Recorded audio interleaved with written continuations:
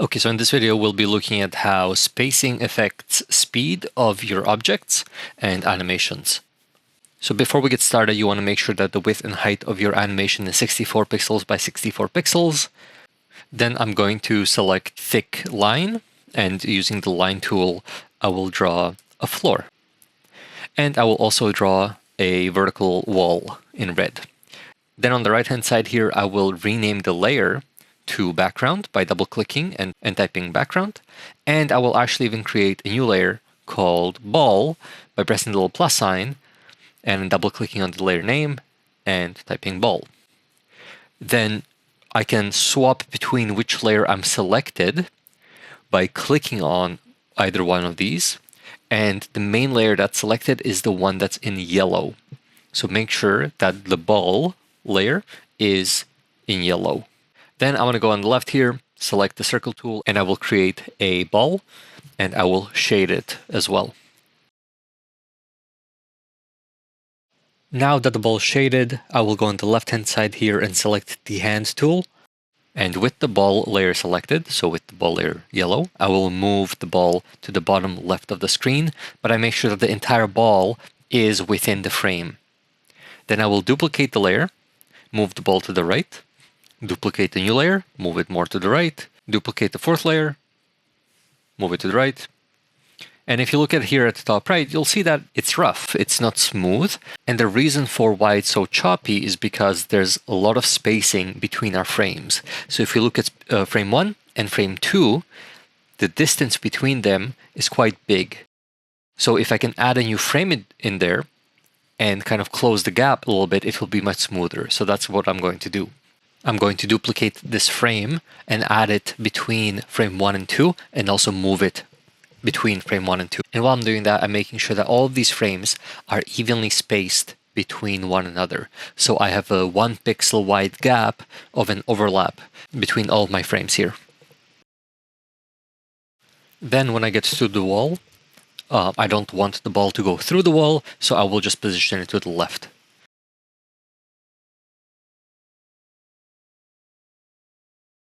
And you can see that now my animation is a little bit smoother. And obviously, the more in between frames you add, the smoother it will be. Next, what I'm going to do is I'm going to create a new floor right above, kind of like second story.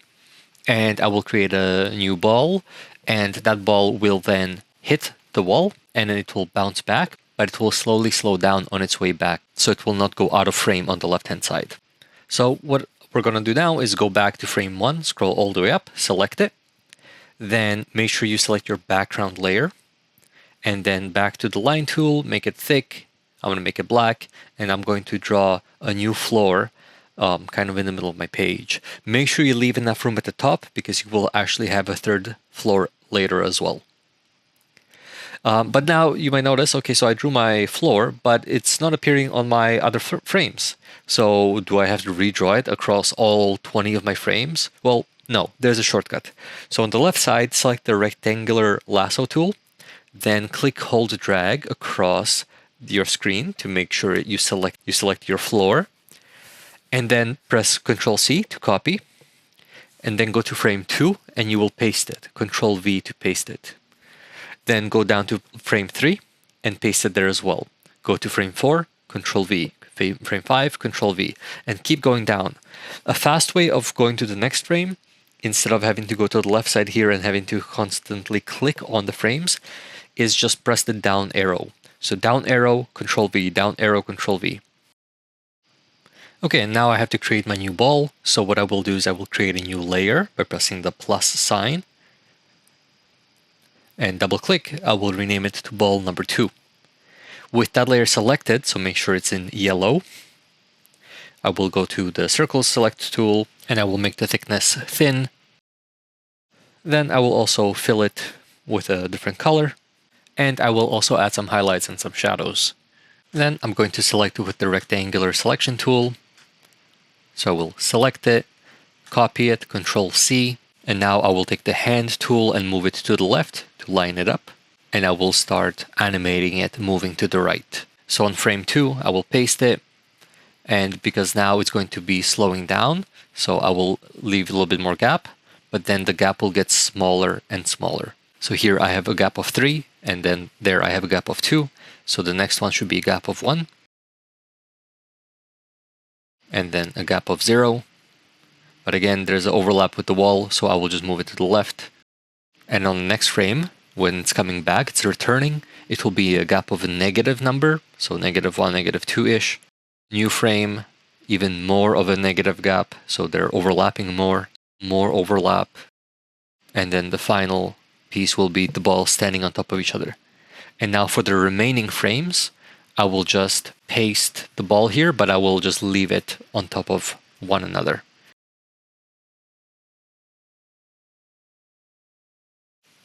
And so now when we look at the top right of our animation, you see that the ball in the middle, it starts slowing down because the distance between our frames was getting smaller and smaller. So the slowing down is very smooth. If you didn't have those frames in there, the gap wasn't getting shorter and shorter, then your ball would bounce, come back, and then suddenly stop.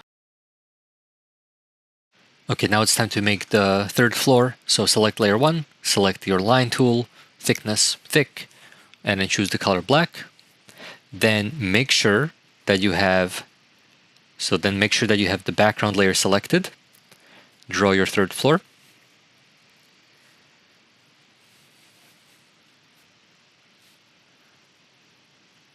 And copy that floor as well. Control C, go to frame 2, Control V, then down arrow, Control V, down arrow, Control V all the way. Make sure that the third floor applies to all the floors.